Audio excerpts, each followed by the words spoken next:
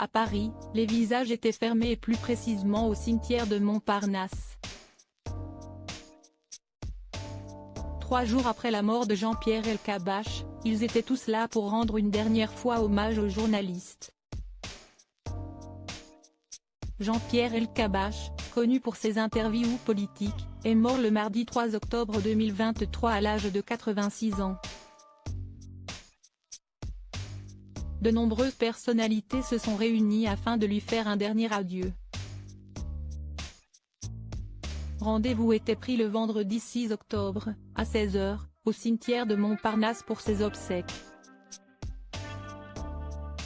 Interrogé par BFM TV sur ce qu'il retiendra de Jean-Pierre Elkabbach, Michel Drucker, le teint miné, a répondu « La passion, le besoin de connaître, de transmettre. On a beaucoup à apprendre de lui. Il y aura un avant et un après. Il n'y a jamais eu un interviewé comme lui dans le monde. Et puis un bosseur, il pensait qu'à ça et comme la passion ne fatigue pas, il est allé jusqu'au bout. Jean-Pierre est une page de notre vie, récemment on a été à l'hôpital au même moment, on s'est changé nos douleurs. Comme dirait Jean Ferrat, Jean-Pierre tu aurais pu vivre encore un peu. Et d'ajouter, il avait encore plein de choses à nous prouver. Alain Duhamel a prononcé un discours particulièrement fort, lui qui a si longtemps travaillé avec Jean-Pierre Elkabbach. On était pris dans une tempête, l'avion tressautait dans tous les sens et nous avions peur.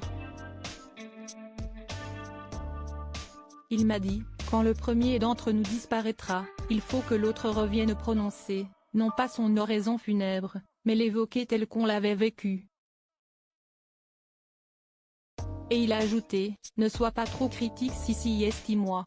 Un souvenir qui a pris son sens en ce jour.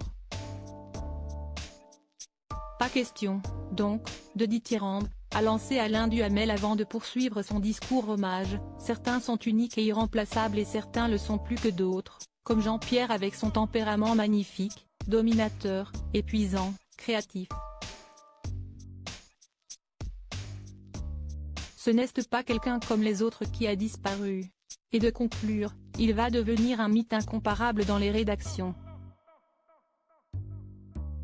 Un discours qui selon Michel Drucker est le plus beau qu'il a entendu depuis très longtemps. Autre moment fort, la fille de Jean-Pierre Elkabbach, la comédienne Emmanuelle Bach qui n'a su retenir ses larmes.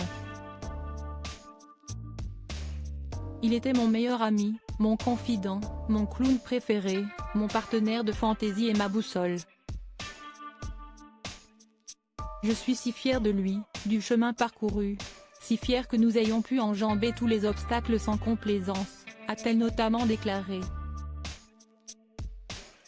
Un homme discret sur sa santé, des hommages dignes pour un homme qui se battait discrètement pour sa santé.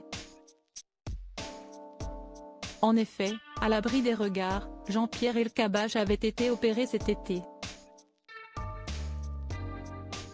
Et le 1er octobre 2023, il avait fait une terrible chute. Son état s'est ensuite aggravé et la fin on la connaît. La star de l'interview, qui a inspiré tant de personnes comme Léa Salamé, avait déjà connu des problèmes de santé en 2019.